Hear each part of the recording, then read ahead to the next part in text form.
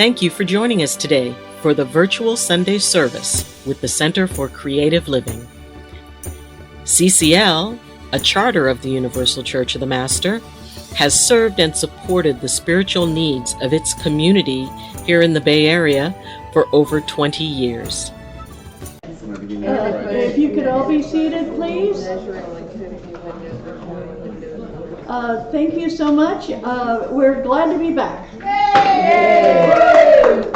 For any of you who hear about COVID and that they say, oh, don't worry, it's not that big a thing. Trust me, it's a big thing. Thank you.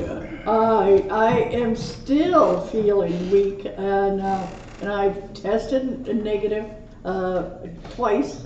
And I'm doing fine, Corky's doing fine, Janet's doing better, of any of you that have had it. But that is the worst pain I've ever been in. Wow. You don't hear about the pain, but for me, it was my whole body and parts of my body that I didn't even know I had a part hurt. And I am not a wuss. You know how you have some people have a different kind of pain threshold? I've had 2 babies natural, which is pretty good, and 7 teeth pulled without any anesthesia. I am a real, I can handle pain, but COVID kicked me. It was really. You can say it, kick my. No, that's okay. I don't need to say it. Thank you so much. The minister doesn't have to start out with that. But, so please do all the things you know to take care of you. I'm not going to tell you in any way you have to take care of you. Just be careful. It's still out there. And so, and make sure that you do the washing your hands. And if somebody looks a little bit woozy and you're not too sure, and they say, oh, I don't feel good, but I think I'm okay, you back up 2 steps. Okay. 6 feet. Yep, and say thank you very much. This has been amazing. So many people that have been responding to being graduated, and that's coming up on the 20th. Yay! And these are ministerial students, so we have a dozen. I mean, and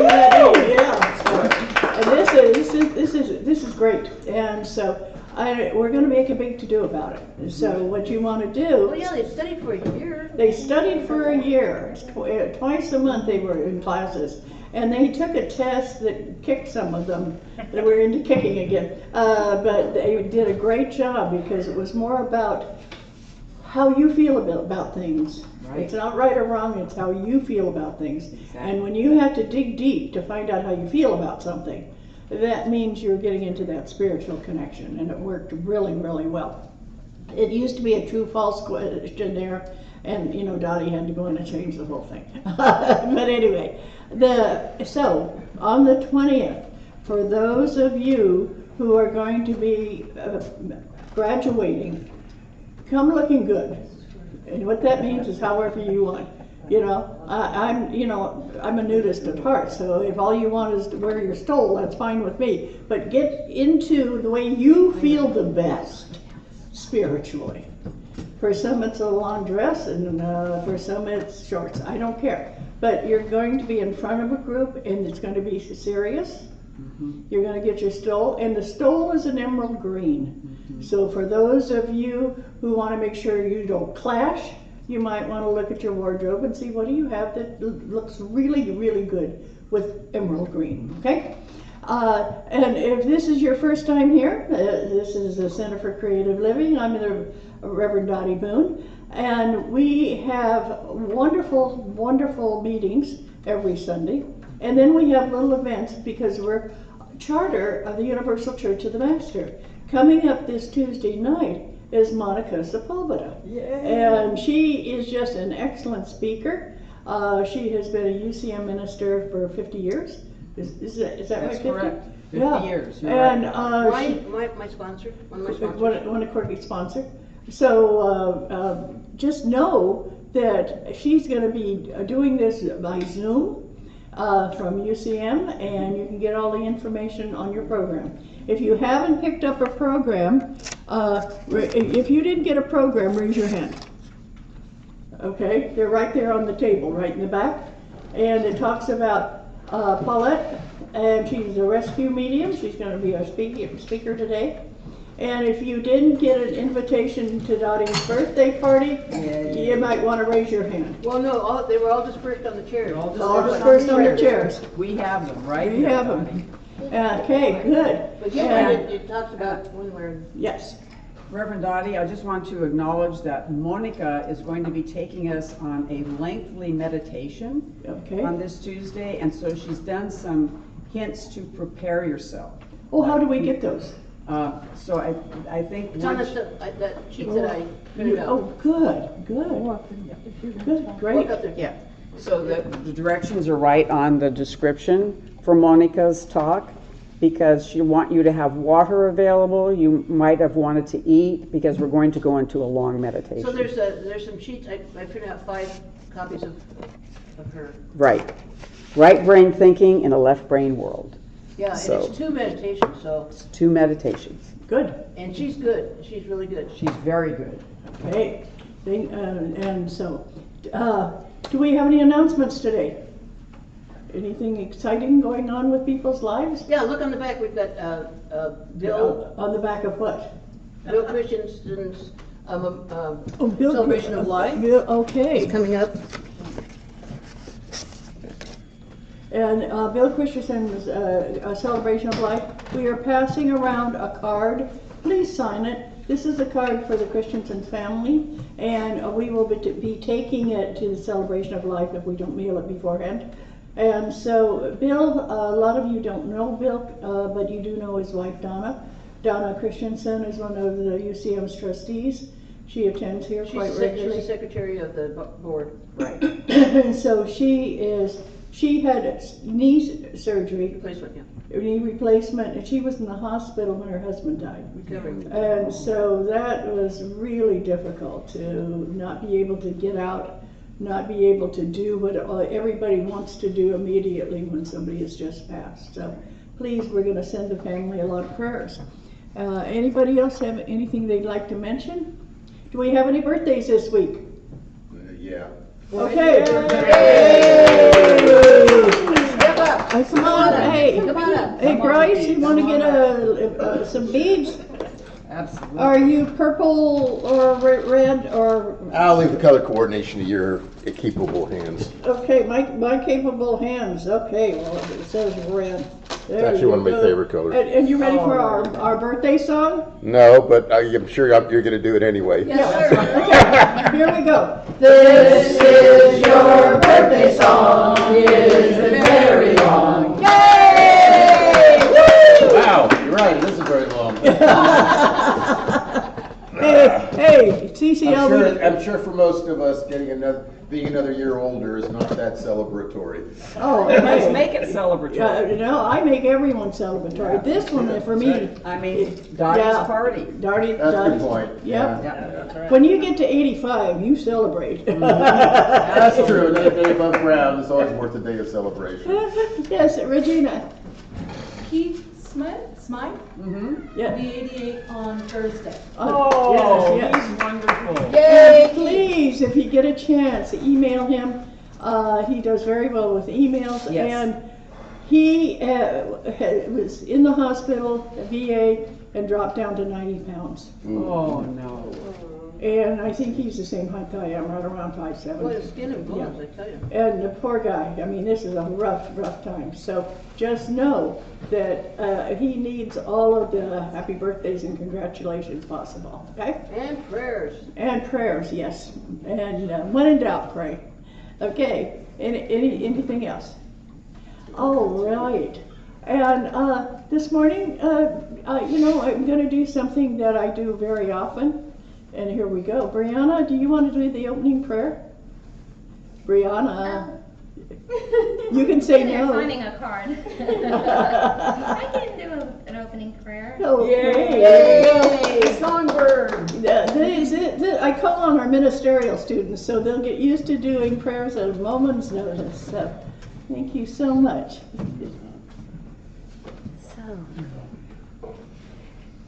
Creator, as we gather here today, may we be embraced in your loving kindness, and may your love and your peace flow through us into the world that we bring your light into the world, and that this become a catalyst, a start for the peace that comes to earth.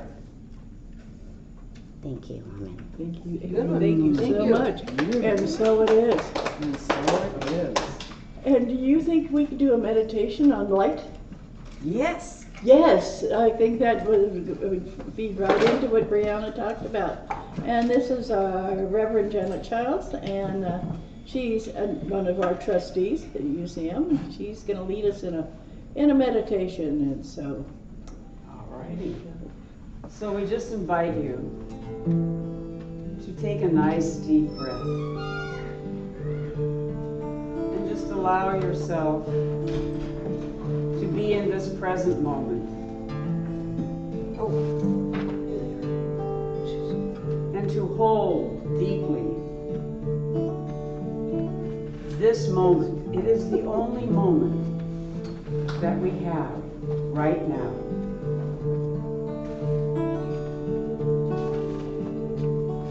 And just feel your body. And let us thank our body for all that it does for us. It is the container of our soul, of our energy, of our spirit.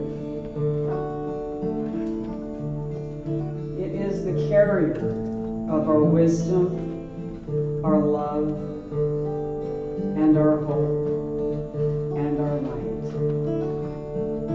And this body does not often get thanked.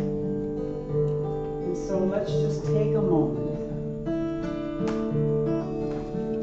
and just allow ourselves to have this moment where we give thanks. Starting from the top of our head, our face, our neck, our shoulders, our throat, our chest, our heart, our arms, and our hands.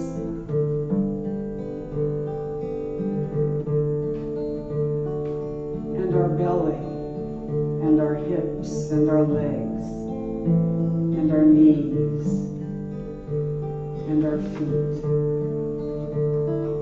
and our wonderful back that is the pillar of our body. We just say thank you. Thank you, oh my body. My body gives me grounding in the earth. Oh my body, I say thank you. I am grateful for all you do. And letting our spirit shine through this wonderful container that allows us to do our good work in the world.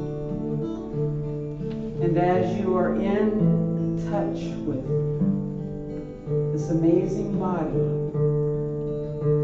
I want you to notice, where do you find your light?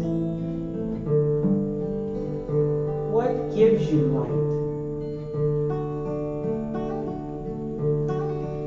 And where do you receive light to enable you to do this amazing work in the world that all of you do? So what is your source of light? It might be a physical symbol, like the stars or the moon or the sun. Or it might be light glinting on the edge of a river or the ocean. It might be light filtering through trees. Wherever it is, just allow yourself to remember your source of light.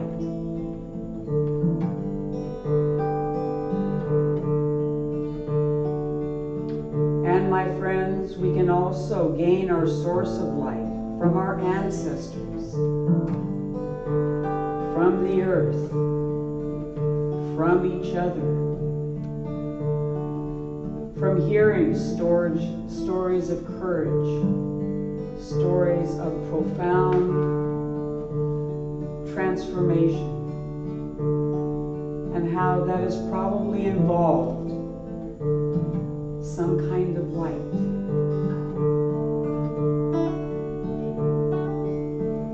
So let the light cascade down upon you. Allow all of your sources of light to sing and dance in a circle around you. Allow yourself to receive that light.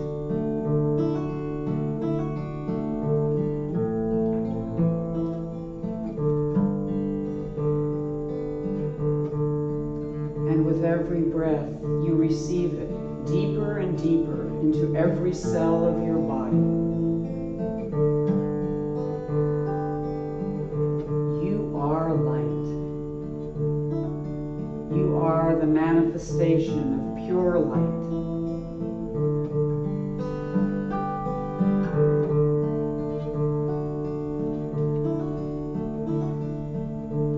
And now, as you have gathered all of this light, just allow yourself to send it out. Just send it out. Send it out wherever you would like to send it, because it is infinite, it is abundant, and we are that beacon of light. We are that lighthouse that radiates it out. Your unique presence is something that no one else can bring to the world. Nobody else can bring it. It is you that we need. It is you that brings that particular energy that helps to heal. Oh, light, fill me. Oh, light, envelop me. Oh, my dreams fall upon the thirsty earth, and I spread my wings and fly to my new birth. Oh, light, fill me, every cell, every moment. Oh, light, reveal me. I stand in the pure light of all that is. I radiate all my love to the world, and it returns to me, and I am filled. It returns to me like a river flowing, and I am made whole. Oh, life flows, light is here in this moment. We are dancing in this moment, and we are made whole. Light flowing, we are light. Join with me. Light flowing, we are light.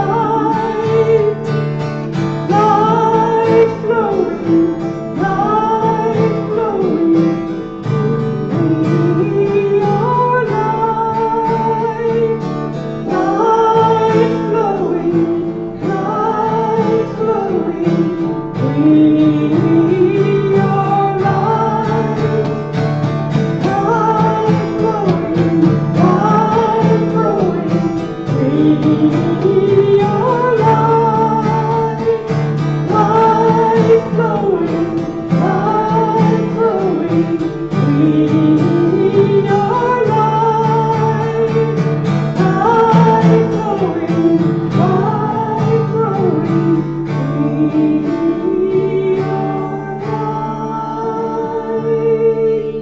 life flowing, life growing, we are life.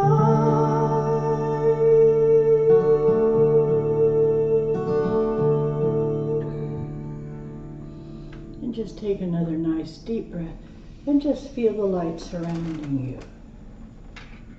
You walk in light. You are light.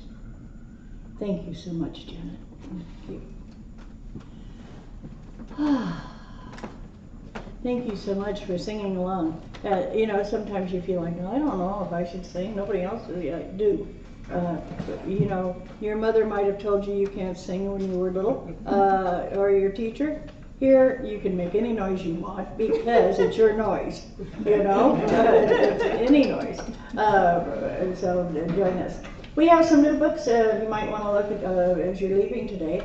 I don't know who brought them. Some unknown being dropped a bunch of books here, and so we put them out on the shelf.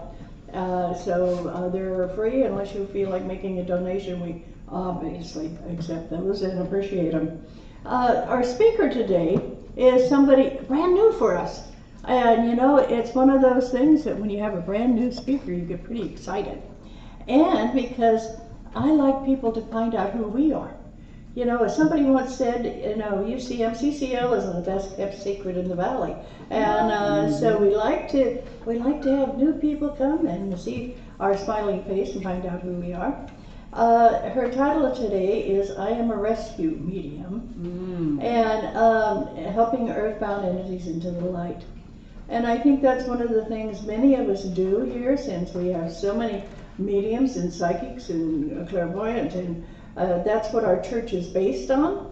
One of the things that I mentioned is the reason the Universal Church of the Master was founded is because people in 1908 were being persecuted for being readers. Whether they were card readers or whether they were, any kind of reader, they were put in jail. And so the Universal Church of the Master formed a church for the religious rights of these people to do this. So we've been here for that length of time. So many of you have talents. That's why you were attracted to the Universal Church of the Master. And so, but we're always ready to hear from somebody new. And so that's why I'm so excited to meet Paulette. And Paulette, are you going to tell how you heard about us when you come up here? Yes. Oh, good. I have no idea. You hear this beautiful woman appears, and I go, yay! I'm all for that, So please welcome Paulette, the rescue medium. Paulette, I'm going to sit behind you here because that's what I do. And you have until, see right there, 10 till. Ooh, on the clock.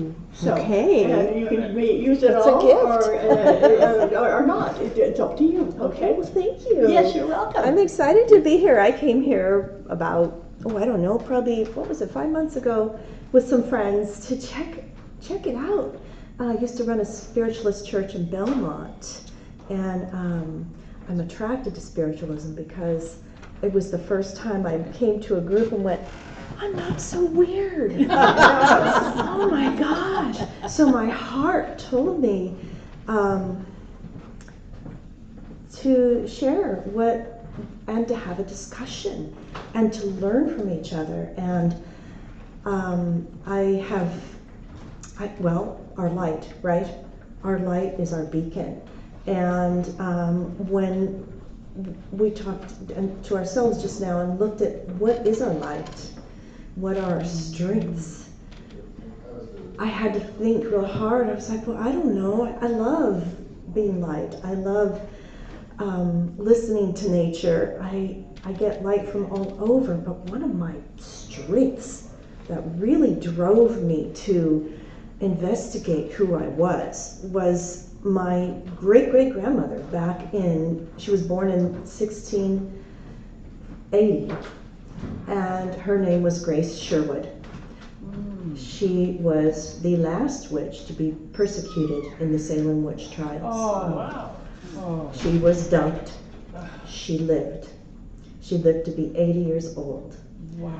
But my strength comes from her strength, because my grandmother always said, you are Sherwood. You have power. Own it. And I just laughed. Oh, Grandma. Oh, Grandma. You know, whatever. Yeah. She long since passed away. And my cousin came to me one day and said, what was Grandma saying about Grace Sherwood? I said, I don't know, but let's investigate. And so many of her qualities I felt in me. A healer, a lover of nature, not afraid to stand up for what I believed was right, no matter what people thought. I didn't want that. I didn't care what people thought, as long as I believed I was doing good. And so I forged through and didn't really own up to my soul's calling until I was 50. And now I'm 60, so it's only been 10 years, and I feel like a child. I feel like a 10-year-old who's just started. Enthusiasm and love for this new life that I have, that I can connect with people and just constantly be surprised. So I recently learned from a friend, after I was talking about what I did. I do two things. I'm a psychic medium and a rescue medium, and a nurturer and a healer. I live with children and galore. I have daycare, I have chickens, I have guinea pigs, I have people coming and going everywhere. I live on a small suburban farm, and it's just full of love and lots of plants, lots of nature. And I think about her every day, because I nurture and I love and care for everything. I started naturally seeing ghosts when I was just a little girl, and my Southern Baptist mother said, oh, no, you don't do that. And by the way, the tooth fairy doesn't exist either. So I realized to suppress it, and I learned to turn it off. I'm upset about the tooth fairy. Sorry! Darn it. Who's got a quarter to put under her pillow? But I opened up again with the help of my husband. I would say, I see ghosts, or I feel funny. And he didn't go, oh, you're weird. He just said, well, go with it. Let's see what you feel. And we started, I say we because we would be traveling or going to a store, and I'd say, I feel it again. It's this nauseous feeling I feel. And I realized that I could not only see the ghosts in my mind, but that I saw them in 3 forms. And I'm going to share with you, because I know, as you're nodding your heads, that a lot of you have seen ghosts, and a lot of you have experienced what to do with them. And sometimes they are downright scary, and sometimes they're not. And I've learned to realize that if a ghost is running up to me, they need help. They see, as we all have our light, we are beacons. Somehow they're seeing through that veil. And I've also been learning that different people who see these ghosts attract different ghosts. I mainly help children. That's one of the things I do, or young adults. How many of you have seen ghosts? Let's see. Oh, awesome. Or you feel them. That's another one, right? Does a person in spirit count as a ghost, or is Oh, there difference? good question. In my humble opinion, Excuse me, repeat the question. does a spirit mean the same as a ghost? Yeah. Okay, that's a great question, and I'm humbly going to answer, because I only will answer what I have experienced. When I experience an earthbound entity, I see them the minute they die. I see their injuries. I feel this deep, draining sorrowfulness or anger, sadness. Let's see. They'll show me sometimes the clothes they're wearing the minute they died, along with all their injuries. they'll be searching for something and kind of reliving their death in a circle, like a loop, over and over and over. For me, a spirit, when I do my psychic work, is someone who has gone and crossed over into the light. And they're able to be free and continue their soul's journey and come down and also visit with us. When I do a spirit reading, I call it, I feel so light and happy. I feel like I can't sleep for days. It's just beautiful. But today I'm going to talk about the ghosts, because what I realized probably 3 years into it is that they were looking for something. And I felt so bad for them. I felt like, well, what can I do?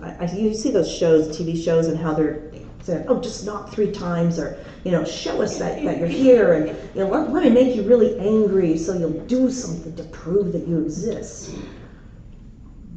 I was in Arizona. I was at an old hotel, and I went to the restroom. And as I was in the stall, a little nurse ghost in my mind, but I saw her full pinafore uniform with her pinstripes, her hat, her little nurse's hat, her apron on her, and she came through the door and she grabbed my shirt and said, well, there you are, come with me. And I said, wait a minute, oh my gosh. I turned around, had to flush the toilet, wash my hands, and I followed her out. And she said, well, here we are.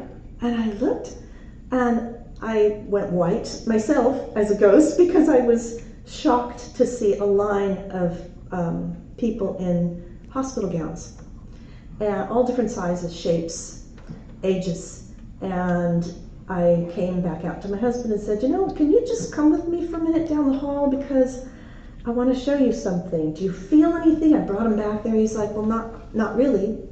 Back then he didn't really feel anything. But I said, can you just keep an eye out, because I want to talk to this ghost. I really do, but I don't want to stand there in the hallway like this. I didn't want the people who were walking back and forth, and the workers going, who is this woman? What is she doing here? And so, because he was there, I was able to close my eyes and really concentrate. And as I did that, she appeared to me and she said, well, and I said, what do you want? And she went like this. And I said, I'm not sure what that means, but okay. And I did it, and I put my arms out. And at that moment, they came to me one by one, through this hand, through my body, which I do not recommend, and out the other hand. And they went into this beautiful, dazzling, purest, whitish blue light that I've never seen it here on earth. And they kept on coming. They kept on coming, and they kept coming. And at one point I got startled because I heard people talking, and I stopped. And I didn't know what I did, but when I went home, I talked with someone, and she said, oh, you were just crossing them over. Crossing them over where? To heaven. That's what you do. You're someone that helps them go over. And she said, but don't let them cross through your body. That's electrical. So I said, well, what should I do? I'm a huge rock hound. I love crystals and rocks, so I started bringing them with me. And I carry them with me everywhere I go. And I tell them now, when I see them, I snap them together and say, just cross through the crystals. And for the most part, they do. Sometimes they don't, and they prefer to go through my body. And I will say that over the years, I've had so many different encounters with mostly children and young adults. Did you have a question? I just it turned out to be a tuberculosis hospital. Yes, thank you. It was a tuberculosis hospital. Later. In Arizona. Yes. What city was it in? Jerome. I thought it was Jerome. Yep. So we had to go back another time to finish that up, and there's still some more. A lot of miners there too, Yeah. that were ready to go Yes. when we were in Jerome. Do any of you, I want to ask and start a conversation, do any of you, what do you do to cross over ghosts, or do you cross over ghosts? I bring in the pillar of light, Yes. and I said, did you see the light? And sometimes they say no, and I said, well, it's right over there. And they go, oh, yeah, now I see it. I said, okay, it's right here, now it's right next to you. Put your hand in there, feel it, feel the healing and the love and just step right in. And, they need different levels of encouragement. Mm-hmm. And then they go to the light. Beautiful. Yep, it is.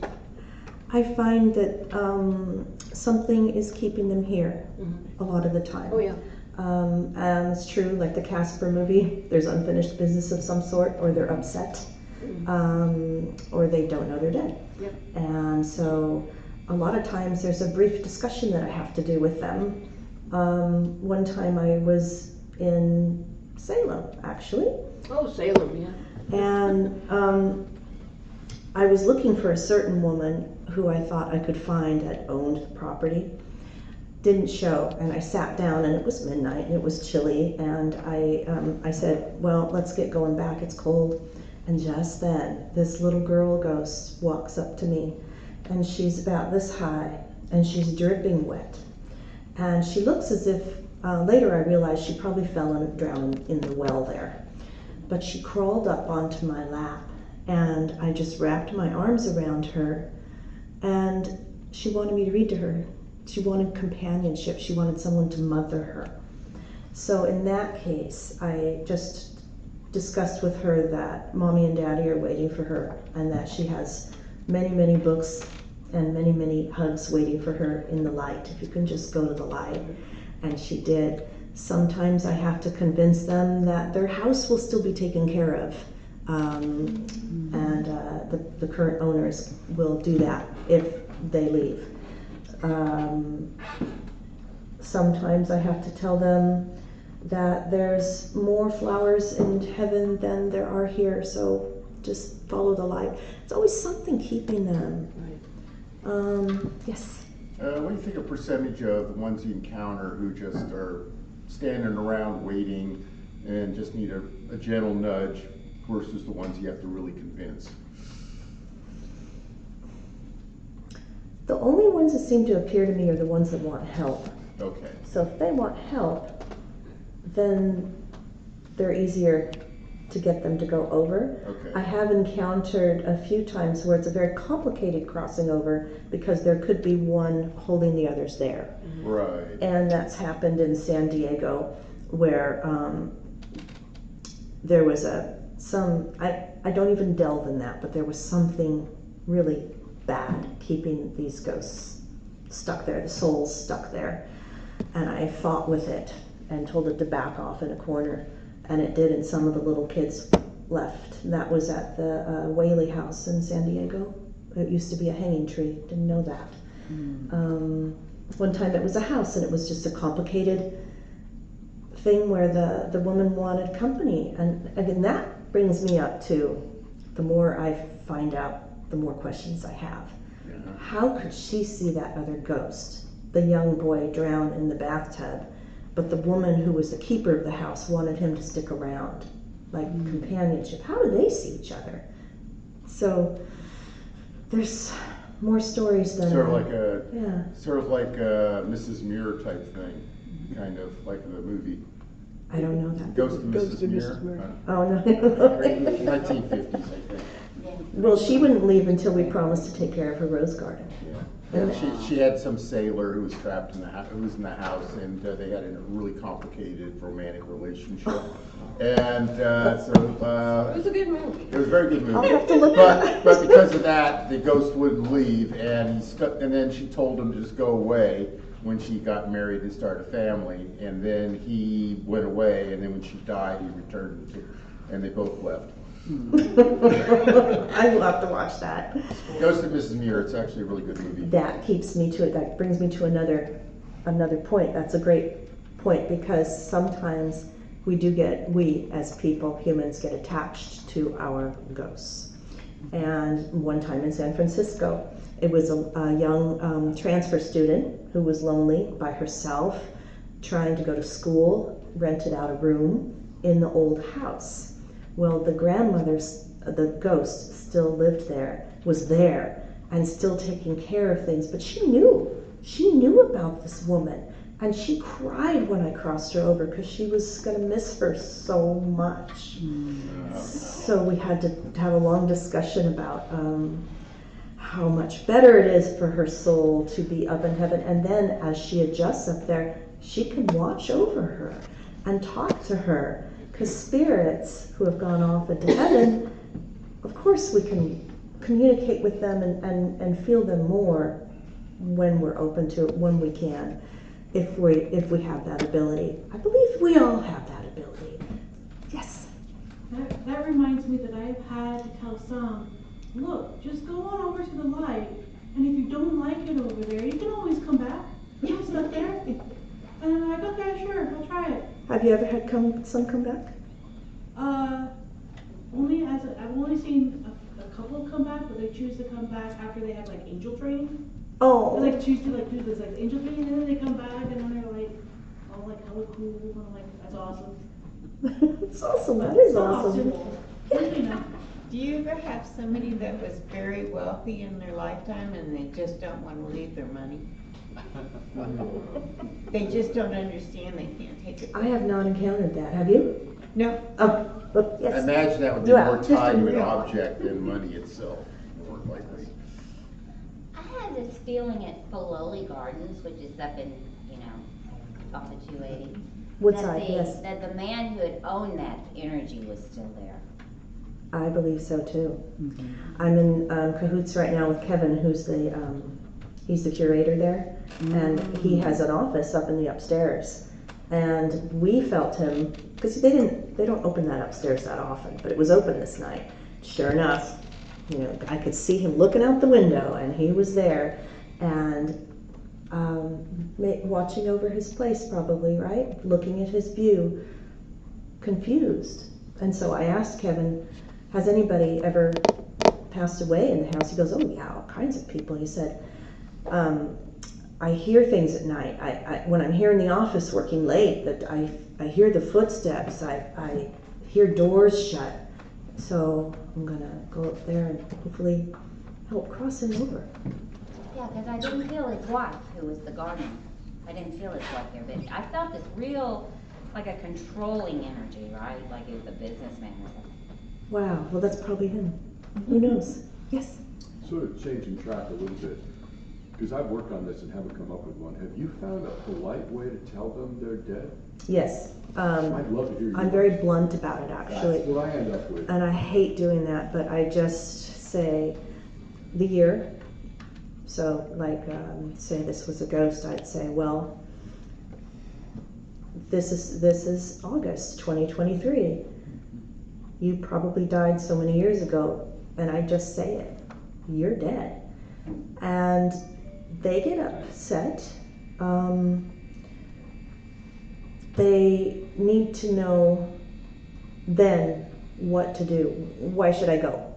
That's a big thing. With the man that was a groundskeeper at the psychic estate, I was walking across the grass. I was so excited to go to this old house and have a tour, and he stepped right in front of me. And I stopped and I said, excuse me. And I, again, was like, where's the cameras? Because I must look really weird standing on the grass talking to nobody. But I stood there and talked to him, and he said, let me take you up on the porch. Would you like some lemonade? And I said, well, sure. And I said, he started to go. And I said, can you sit here next to me? And we sat there, and I said, this is beautiful, what you have here. Look at these flowers. And he kind of puffed up. And I said, and I told him, this is July 2022. You're not around anymore. You're dead. And that was kind of mean to say, but he said, well, I'm not going. Who's going to take care of the place? And just then, I was so lucky. A man came by that was a groundskeeper with his boots on and his hose, and I said, there you go. I said, and look at this now. It's perfect. They're doing a great job, and where you're going to go has even more gardens and flowers for you to take care of. And you're going to get up there, and you're going to be happier than you are here. And he left. Yes. In my helping my daughter through recovery, I started attending meetings with her. And there was one meeting I came into, they called it Saturday Night Live. And as soon as I walked into the building, I'm like, when's this meeting gonna get started? I wanna go home and drink. And I'm not a big drinker. And it pushed me. It knew there was tequila at home. And they kept pushing me to go drink. And I'm like, come on, let's get this party going. And it finally occurred to me what was going on. Oh my goodness. I spent the rest of the meeting removing the souls that were there by asking for a light for the party they're looking for. So there's a party in heaven. Through the humans, they're not going to get the drink that they want. But once they go to the party they're looking for, Yes. then they just like, oh yeah, I can go party. There's my friend. There's so-and-so. So I try to bring, when it's me trying to remove someone or help someone along, to bring the beam of light for what they're looking for and what they're missing. Like the man, That's beautiful. Your flower, your home is up here. You can tend all of those flowers and garden up here. And this is why I'm sharing my stories, because as the world gets older, I believe there are so many stuck souls on earth that we need to get going and help these souls because they're stuck. Yes. I live next to Valley Medical Hospital, the big hospital here, and they dug up a whole bunch of bodies in the park. Well, it wasn't a parking lot. To build a parking lot, it's like 1,300 people that they didn't know were in a graveyard there. And when that started happening, I lived right over the fence from the place, and they started, I think they knew that I could see them and feel them, and they started coming over big time. And but these people, they don't have names. They weren't recognized because they were just, it was a potter's graveyard. And so they hung around a lot. I got some help with Eileen to have them, some of them go, but I also called the hospital and I said, you got some people over here.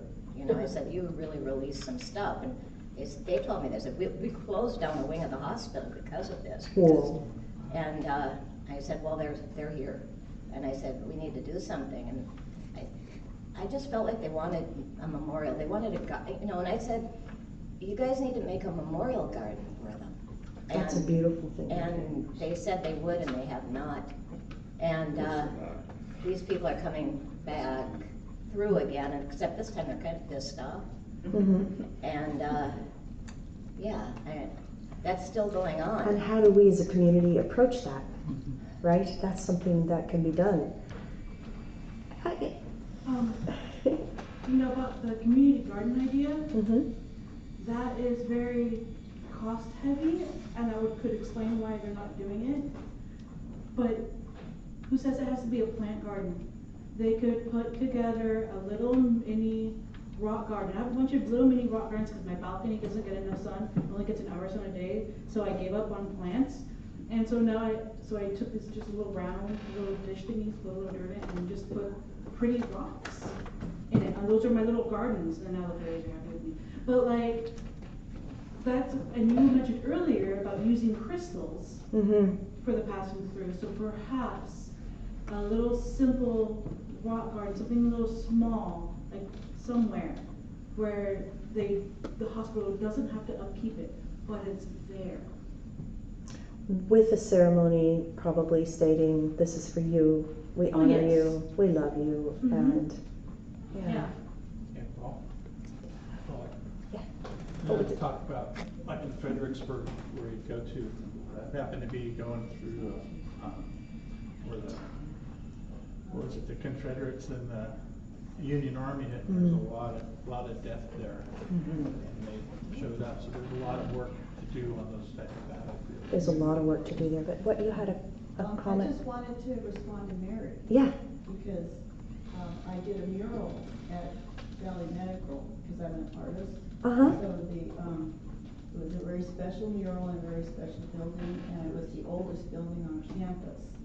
And it was the sexual assault facility for children.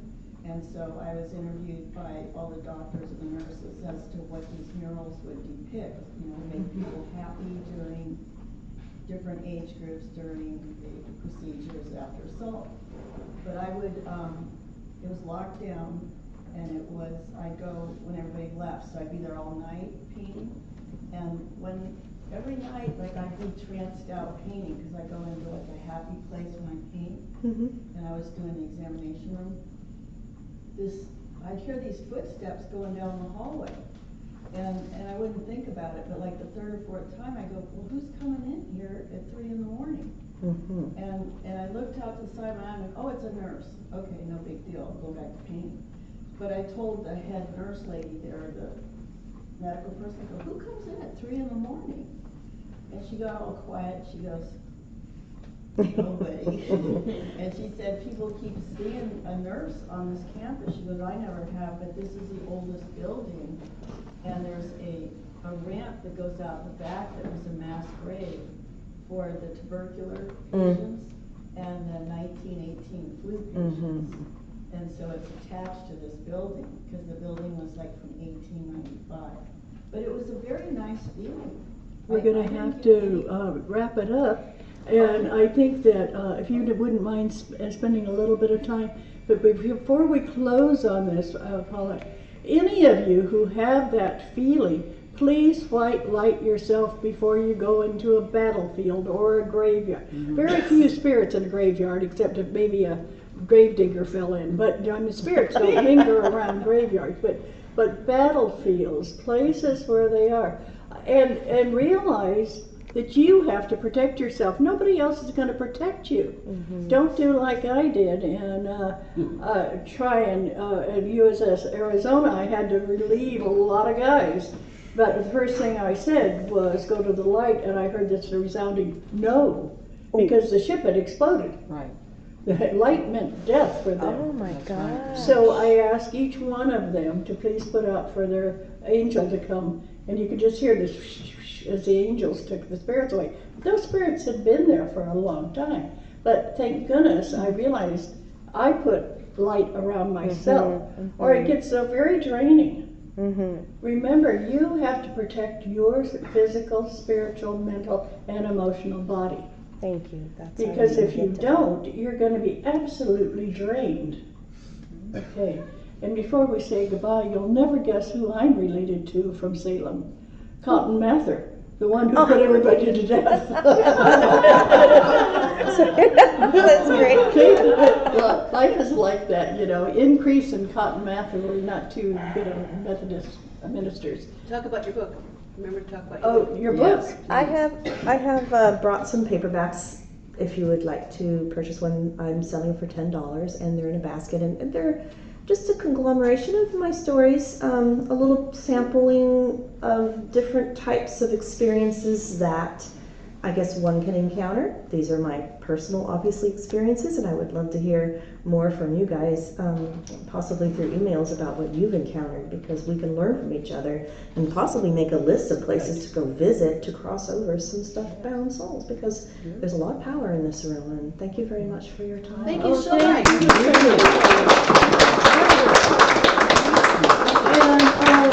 do I have some people volunteer to pass the basket? Oh, there we go, Mary. And you're going to find on the back of your program, and we have the sacrament of giving. And this is what we say: giving to the ministry from which I receive my spiritual support and nurturing is an affirmation and consciousness of the truth that spirit is the prospering power enriching every area of my life. And so it is. So it is. So much more. And does somebody want to help her, because we've got quite a few people here?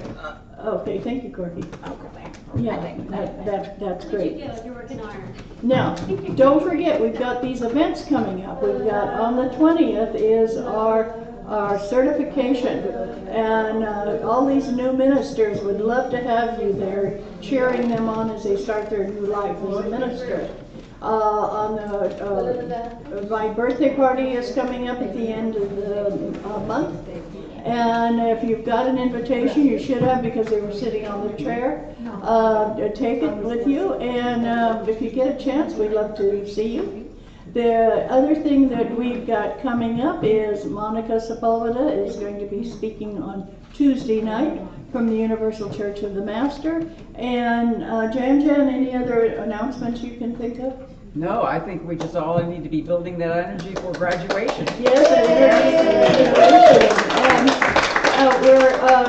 and we just want you to, be excited about these people. They have worked so hard. 3 people turned in their tests today, and the test was very unique in that it wasn't yes, no. It was very subjective about how did you feel about this. So I think a lot of people put in a lot of heart and soul doing this test. Thank you so very much. And you know who the first person who got their test in was?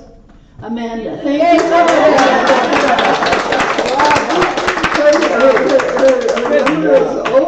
She was the first one that got it in, so we really do appreciate that.